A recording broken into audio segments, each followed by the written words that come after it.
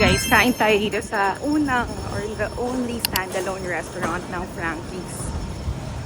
Ayan. Sa Capitolio. Ayan, dito tayo sa sa solo 3-piece wings with rice.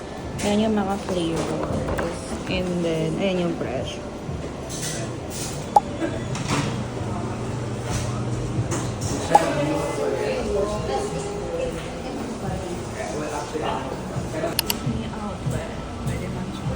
Guys, ang bilis naman dumating ng order. Parang wala pang 5 minutes.